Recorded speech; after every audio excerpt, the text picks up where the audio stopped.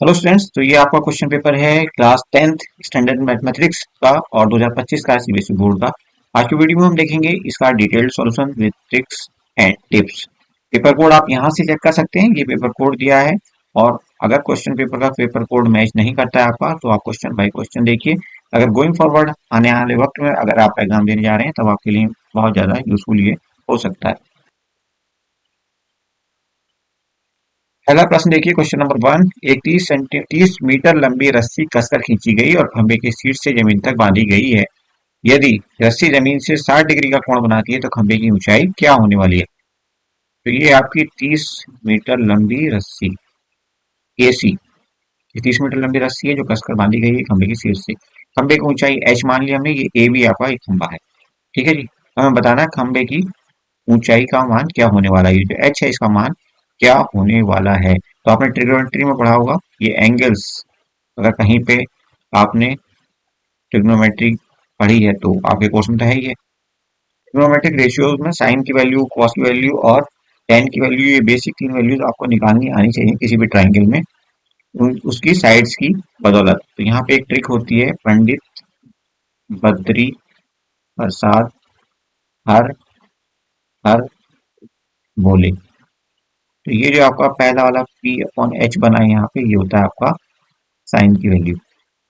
ठीक है जी। और दूसरी वाली ये होती है किसकी वैल्यू, ये कॉस के लिए होती है और ये होती है आपकी टेन की वैल्यू। फिलहाल आप साइन से मतलब रखिए, ये आपकी साइन की वैल्यू ऐसे निकलेगी। साइन थीटा की वैल्यू आप कह सकते हैं यहाँ से निकलेगी पी अपॉन एच से। तो पी क्या है हमारा यहाँ पे, परपेंडिकुलर या एच इसको कहेंगे आप, पी या एच। ठीक है, इसको आप पी भी कह सकते हो, पी एच कह सकते हैं। तो यहाँ पे आप कह सकते हैं कि पी अपॉन एच की वैल्यू कितनी है भाई, एच ये आपका कर्व हाइपोटेन्यूज, तो ये आपका 30 इज इक्वल टू कितना दिया है इसने हमें, साइन 60 है। क्लियर। साइन 60 वैल्यू कितनी होती है, √3/2। अब ये कैसे याद रखेंगे, इसके लिए भी हमारे पास एक ट्रिक है, बट आज की वीडियो में नहीं बताएंगे, वो आप अलग से देख लेना, उसका लिंक भी हम यहाँ पे डिस्क्रिप्शन में शेयर कर देंगे। ऐसी बहुत सारी इंपॉर्टेंट वीडियोस की हम लिंक शेयर करेंगे, डिस्क्रिप्शन देखना मत भूलना।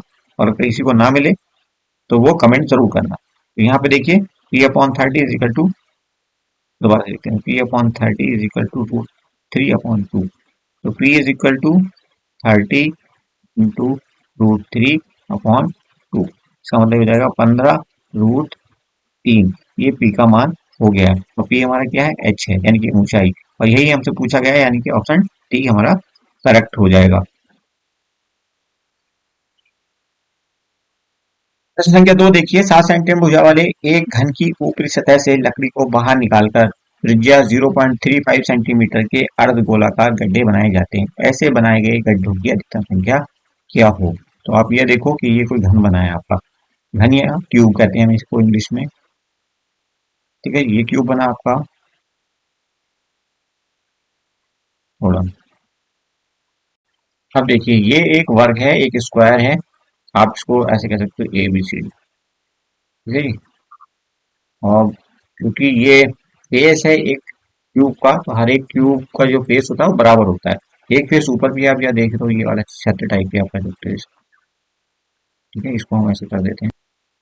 पता है इस क्यूब की हर एक साइड कितनी है, 7 सेंटीमीटर की। तो इसका जो ऊपर वाला ये एरिया हुआ, इसको कह लो आप EFCD।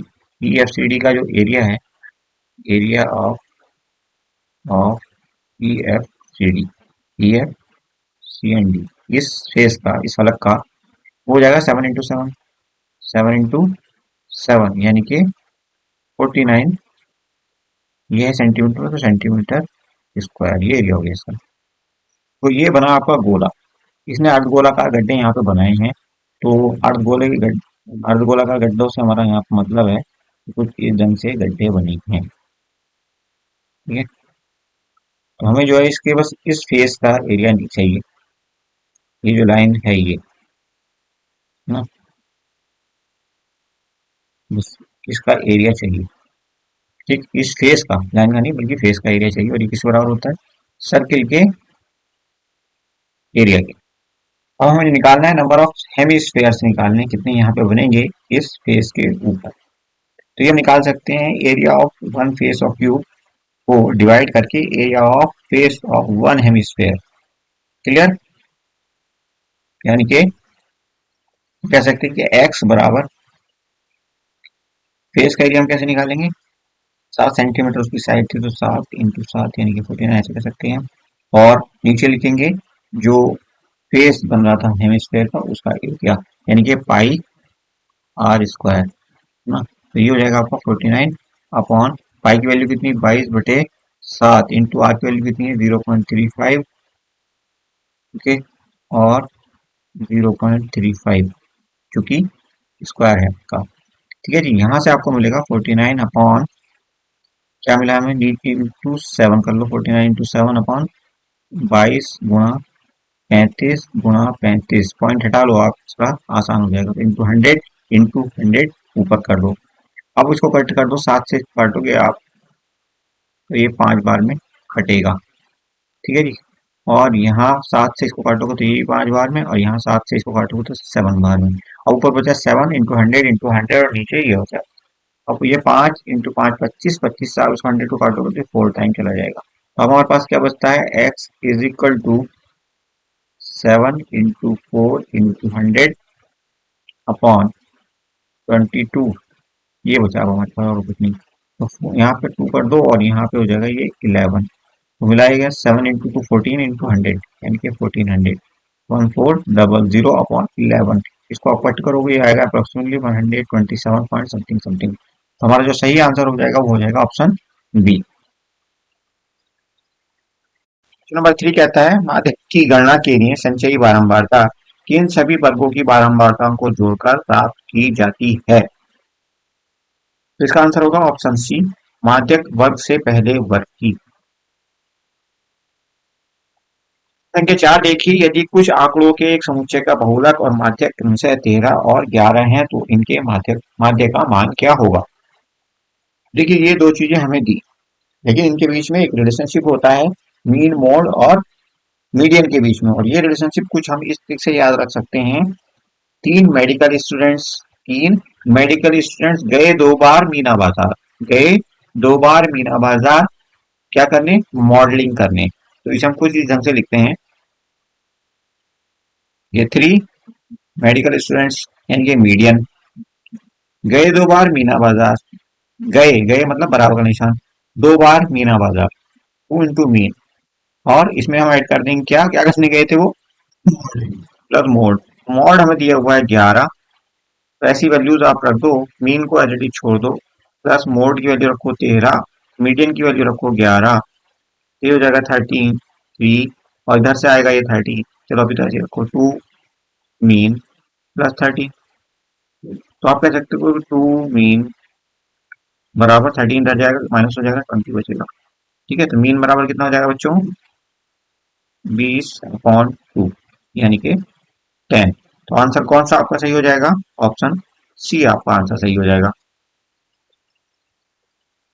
ये है इन सभी क्वेश्चंस का क्वेश्चन नंबर 1 से लेकर के 4 तक का इंग्लिश वर्जन। अगर किसी को हिंदी में सवाल समझने में दिक्कत आ रही थी तो सवाल यहाँ से पढ़ करके समझ सकते हैं। बाकी डिटेल्ड एक्सप्लेनेशन तो हमने हिंदी इंग्लिश दोनों में दी है। अगर आपको भी लगता है कहीं कोई ऐसी रिक्वायरमेंट है जो पूरी नहीं हुई है तो आप कमेंट करके बता सकते हैं, हमारे लिए आसान होगा। अगर आप कमेंट करोगे तभी हमें कुछ पता चलेगा आप क्या चाहते हो। देखिए क्वेश्चन नंबर 5 कहता है दी गई आकृति में बड़े वृत्त जिसका केंद्र O है का व्यास AC है। डायमीटर क्या है, AC है बड़े वाले सर्किल का। ये भी छोटे वृत्त जिसका केंद्र भी O है पर एक स्पर्श रेखा है, ये एक टेंजेंट है स्पर्श रेखा AB। OD बराबर R है तो BC की वैल्यू हमें पता करनी है, BC जो है इसकी वैल्यू पता करनी है। तो आप सबसे पहले ये देखो कि जो कॉर्ड है AB, ये इसके सेंटर से कितनी दूर होगी, ये R की डिस्टेंस की दूरी पे। जाहिर सी बात है कि जो कॉर्ड होती है वो 90 डिग्री का एंगल बनाती है किसी भी रेडियस के साथ। ओके, और रेडियस से खींचा गया परपेंडिकुलर, सेंटर से खींचा गया परपेंडिकुलर यानी कि रेडियस है ये तो उस समय किसी कॉर्ड को तोड़ देता है। यानी कि ये अगर 1 सेंटीमीटर होगा तो इधर भी 1 सेंटीमीटर होगा, बराबर BD आप ऐसा कह सकते हो। यानी कि D इज मिड पॉइंट। क्या है D, D मिड पॉइंट है इसका AB का। ठीक है, ओके, जस्ट मिनट। ऐसे ही आप प्रूव कर सकते हो कि OA और OC भी बराबर है, यानी कि O भी मिड पॉइंट है किसका, AC का। यानी कि आप ऐसा कह सकते हो कि AD और AB का जो रेशियो है 1:2 होगा, है ना। AB और AD अपॉन AD आपको वैसे कह सकते हो, अगर ये 2 होगा तो ये 1 हो जाएगा। क्लियर। यहाँ पे आप इसको रिवर्स करके लिखोगे तो 1/2 आ जाएगा ये। और यही रेशियो होगा किसमें, OA और AC में। और यही रेशियो होगा फिर OD और BC में। इसे आप क्या कहते हो, थेल्स थ्योरम या बेसिक प्रोपोर्शनलिटी थ्योरम या BPT कहते हैं। क्लियर। तो यहाँ से हमें क्या पता करना है, BC की वैल्यू पता करनी है। तो हम कह सकते हैं बाकी सब चीजों को आप यहाँ से हटा दो, ये आप हटा दोगे तो ये रह गया आपके पास 1/2 is equal to OD upon BC। आपको पता है OD की वैल्यू, पता है नहीं पता है, आपको OD की वैल्यू पता है तो इसे ऐसे लिख दो, बराबर OD की वैल्यू कितनी R है, R अपॉन BC। तो यहाँ से मिलेगा बच्चों BC बराबर R के साथ 2 चला जाएगा यानी कि 2R। BC की वैल्यू कितनी हो गई 2R। यही होगा हमारा आंसर, यानी कि ऑप्शन सी आपका करेक्ट हो जाएगा। क्वेश्चन क्या कहता है, 6 नंबर, एक वृत्तीय परिघ एक समांतर चतुर्भुज की एक भुजा 5 सेंटीमीटर लंबी है।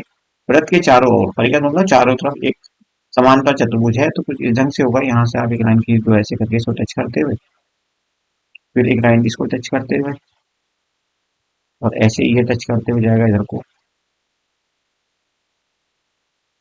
थोड़ा आगे बढ़ा दो इसको, फिर इसको भी थोड़ा आगे बढ़ा करके ये आपका एक समांतर चतुर्भुज ABCD बन जाएगा। होगा तो ये समांतर चतुर्भुज क्या हो सकता है, या तो आपका एक स्क्वायर हो सकता है, क्या हो सकता है, स्क्वायर हो सकता है, या फिर एक रोम्बस हो सकता है। दोनों में ही साइड क्या होती है, बराबर होती है। ठीक है, साइड कितनी है इसकी 5 सेंटीमीटर। अगर 5 सेंटीमीटर ये है, 5 सेंटीमीटर ये है, 5 सेंटीमीटर ये है, 5 सेंटीमीटर ये है, तो पेरीमीटर या परिमाप क्या होने वाला है, 4 × A होता है। तो 4 × A करोगे, ए की वैल्यू कितनी होती है 5, कितनी है 5 सेंटीमीटर, ये कितना हो जाएगा 20 सेंटीमीटर। तो कौन सा आंसर सही हो जाएगा, ए। क्लियर। क्वेश्चन नंबर 7, त्रिभुज एबीसी की भुजाओं AB और AC पर दो बिंदु E और F इस प्रकार स्थित हैं कि AE अपॉन EB बराबर AF upon FC is equal to 1/2। दोनों बिंदुओं से कौन सा संबंध सही है, ये बताना है। तो कह सकते हो AE और AB का जो रेशियो है 1:2 है। क्लियर। यानी कि AB अगर 3 है तो AE कितना है 1, सॉरी 1:3 है, यानी कि AE अगर 1 है तो AB कितना है 3 है। अभी अभी हमने एक रिलेशनशिप देखा था कुछ ऐसा ही। रिलेशनशिप के हिसाब से क्या कह सकते हो आप, ए अपॉन बी सी, सॉरी ए अपॉन ए भी कह सकते हो, या ए एफ अपॉन ए सी कह सकते हो, या E F upon B C भी कह सकते हो। क्लियर। तो हम यहाँ पे E F upon B C को ले लेते हैं, बाकी सब भूल जाती है। अब इस रिलेशनशिप के बेस पे हम ये बता सकते हैं कि बी सी का मान क्या होने वाला है। बी सी बराबर कितना हो जाएगा 3 × ई एफ, यानी कि कौन सा ऑप्शन करेक्ट हो जाएगा, डी ऑप्शन आपका करेक्ट हो जाएगा। क्लियर।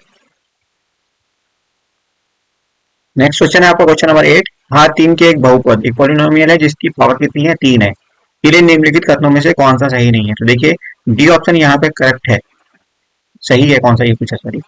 तो डी आपका यहाँ करेक्ट ऑप्शन है, क्योंकि इसके मैक्सिमम 3 जीरो हो सकते हैं, मैक्सिमम 3 जीरो तक हो सकते हैं। तो पी के अधिक से अधिक 3 भिन्न शून्य हो सकते हैं, ये ऑप्शन आपका करेक्ट है। देखिए क्वेश्चन नंबर 9 कहता है, एक पासे की 6 सतहों पर ए से एफ अक्षर इस प्रकार लिखे हैं कि हर सतह पर एक भिन्न अक्षर है। ऐसे दो पासे एक साथ फेंके जाते हैं, दोनों पासों पर स्वर आने की प्रायिकता है। प्रोबेबिलिटी बतानी है कि दोनों पासों पर स्वर आ जाए, यानी कि वॉवल आ जाए। आपका ये एक पासा है डाइस, और यहाँ पर आप देख सकते हैं dice is just like a cube. तो हर एक फेस पे आपका एक अक्षर आना है। ठीक है जी। स्वर आने की प्रोबेबिलिटी बतानी है हमने, तो स्वर आने की प्रोबेबिलिटी कितनी हो जाएगी, हर एक पासे में होगी। देखो एक तो ये अगर ये आ गया तब भी स्वर है, और ये आ जाए ई आ जाएगा तब भी स्वर है, ये आ जाए या ई आ जाए तो ये वॉवल या स्वर हो जाएंगे। ठीक है जी। तो ये टोटल इवेंट्स कितनी हो गई, 6 हो सकती हैं। ये 6, तो इनमें से वोवल कितने होंगे, 2, 1/3 एक पासे में ये प्रोबेबिलिटी है स्वर आने की।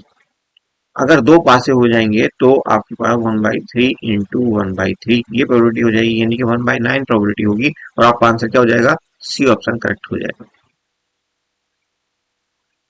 नाउ क्वेश्चन नंबर 10 देखिए, X is equal to A B की पावर 3 और Y is equal to A. तो यहाँ पे हमने बताना है कि H C F X Y का, और उसमें से बाद में जब एलसीएम माइनस करेंगे तो किसके बराबर होने वाला है। तो सबसे पहले एच सी एफ निकाल लीजिए। इन दोनों संख्याओं का जो एच सी एफ होने वाला है वो क्या होगा, जो दोनों में प्रेजेंट हो, यानी कि ए प्रेजेंट है और यहाँ पे बी भी दोनों में प्रेजेंट है, तो ए भी हो गया आपका एच सी एफ। और एलसीएम आप निकालेंगे, थोड़ी सी प्रैक्टिस कर लेना, ज्यादा आसानी से समझ में आएगा ये। कुछ बच्चों को ये समझ में आने में थोड़ी दिक्कत हो सकती है, बट थोड़ी प्रैक्टिस के बाद उनको ये आसानी से समझ में आ जाए। एलसीएम क्या होगा, एलसीएम होगा बड़े से बड़ा नंबर। तो देखिए ए की क्यूब बी की क्यूब, ये होगा आपका एलसीएम होगा। जब हम H C F minus LCM करेंगे तो ये हमारे पास हो जाएगा ए बी माइनस ए की क्यूब बी की क्यूब। यहाँ पे ए बी आप ले लो कॉमन, ये आ जाएगा 1 - ए स्क्वायर बी स्क्वायर, ओके।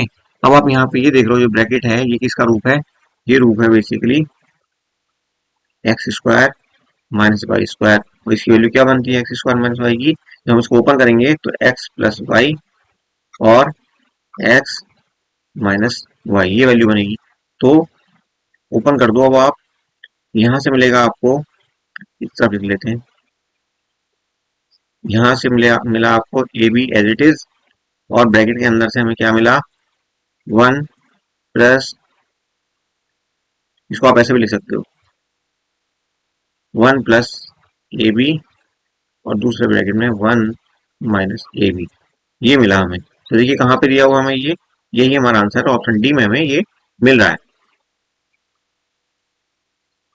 अब देखिए अगला क्वेश्चन, क्वेश्चन नंबर 11 है आपका, और यहाँ पे कहा गया है 1 + √3 का स्क्वायर माइनस 1 - √3 का स्क्वायर एक धनात्मक अपरिमेय संख्या होनी चाहिए। ये ऑप्शन सी आपका करेक्ट हो जाएगा। देखिए कैसे होता है ये आपका 1 + √3 का स्क्वायर, यानी कि ए प्लस बी का होल स्क्वायर, इसको खोल लीजिए आप, 1 + √3, पहले कुछ इस ढंग से लिए इसको, अब इसको ओपन करिए। अब जब आपने पहले ब्रैकेट को ओपन किया तो ये 1 + 3 + 2√3 इस रूप में ओपन हुआ। फिर है आपका ये माइनस का साइन, तो इस माइनस के साइन को आप यहाँ पे लगा दो। उसके बाद आप इस स्मॉल ब्रैकेट को खोलो, बड़े ब्रैकेट को एज इट इज लगा रहे हैं, दो स्क्वायर ब्रैकेट को भी, तो ये हो जाएगा 1, ये हो जाएगा 3, ये हो जाएगा माइनस का 2√3, ब्रैकेट क्लोज।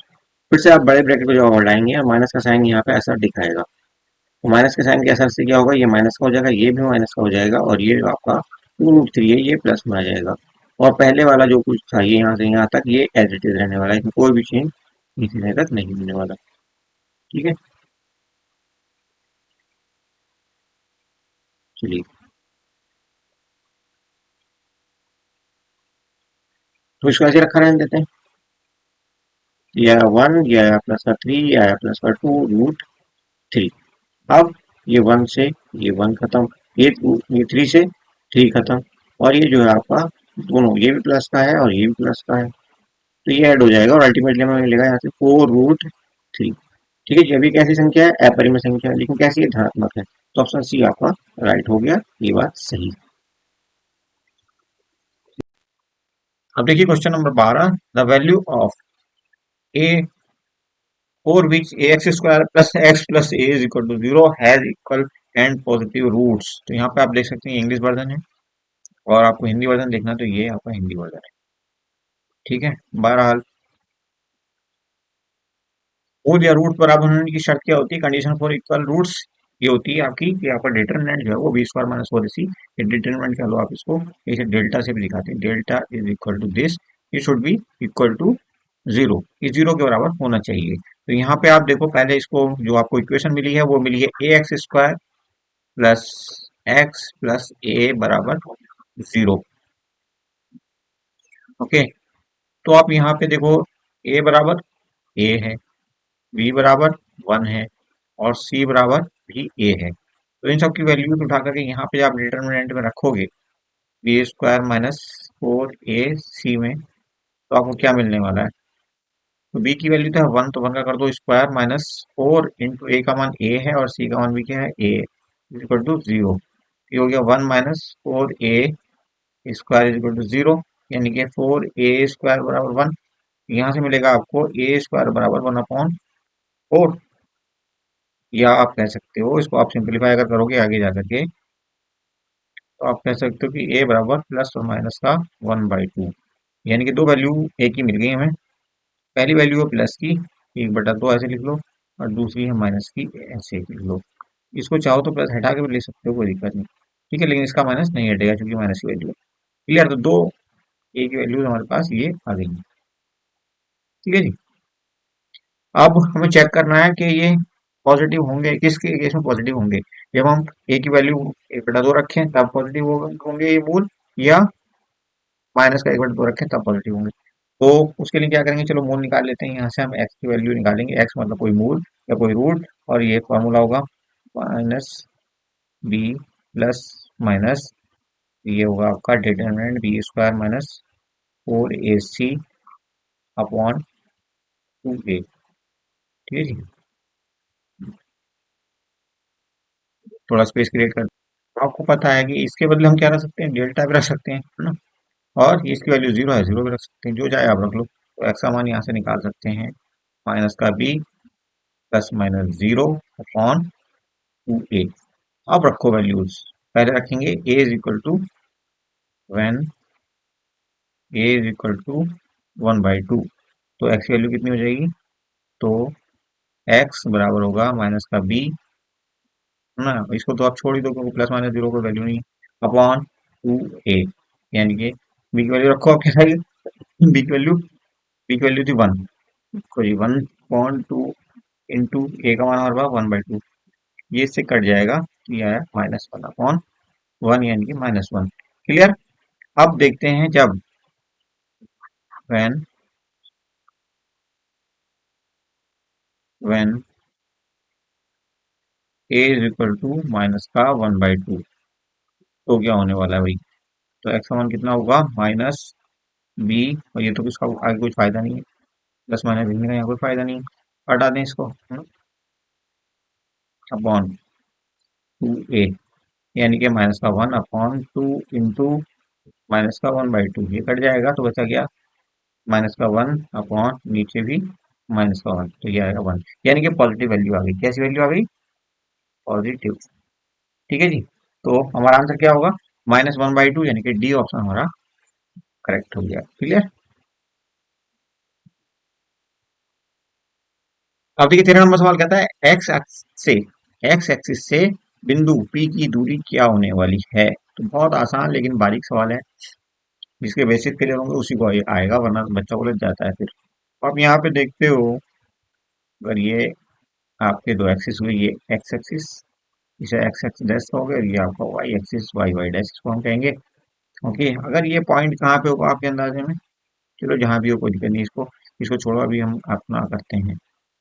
ये आपका देखो 1 यूनिट डिस्टेंस, ये 2 यूनिट डिस्टेंस, ये 3 यूनिट डिस्टेंस। तो अगर हम यहाँ पे कहीं पॉइंट ए कोई है, यहाँ पे ए पॉइंट, ठीक, तो उसकी दूरी इधर से भी 1, इधर से भी 1, अगर पॉजिटिव लें दोनों, तो इसके निर्देशांक क्या होंगे, 1 1, कोऑर्डिनेट ये होंगे इसके, समझ रहे हो।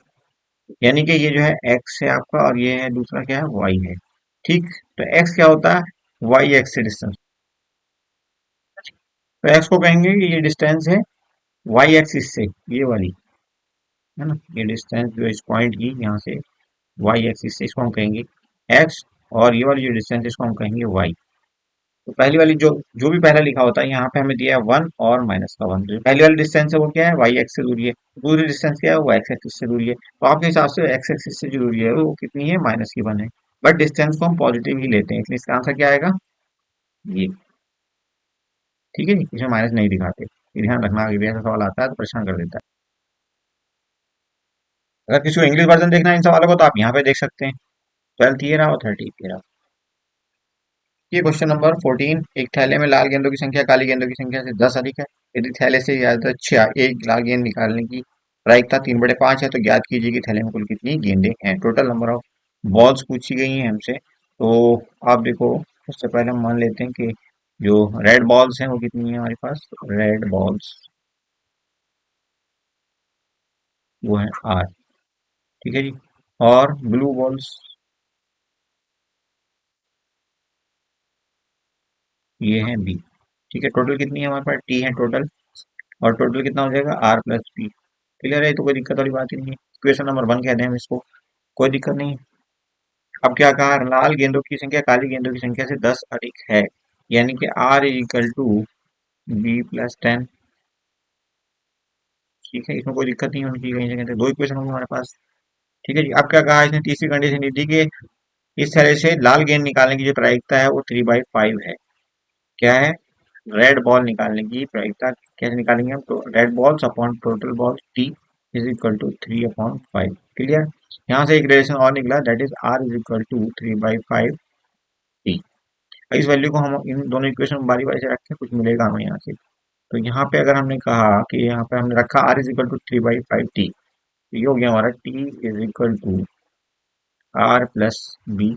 आर की रखा हमें 3/5 टी प्लस बी है, और इधर तो टी चल ही रहा है लेफ्ट हैंड साइड में, तो यहाँ से हमें क्या मिल जाएगा, टी इधर और ये माइनस का हो जाएगा, इधर से जाके भेजेंगे, अगर इस टी को इधर भेजेंगे तो ये माइनस का हो जाएगा। कुल मिलाकर के हमें क्या मिलने वाला है, T minus T minus T minus 3/5 T is equal to B. तो यहाँ से हमें मिल गया 2/5 T is equal to B. तो ये टी और बी के बीच में रिलेशनशिप हो गया, एक रिलेशनशिप हमें ये मिल गया। इस वैल्यू को उठा करके यहाँ पे इक्वेशन नंबर 1 में, क्योंकि यहाँ पे टी भी है और यहाँ पे आर भी है, दोनों वैल्यूज उठा करके यहाँ पे प्लेस कर देते हैं। तो हमने कहा कि इक्वेशन नंबर 1 हमारे पास है T is equal to R plus B.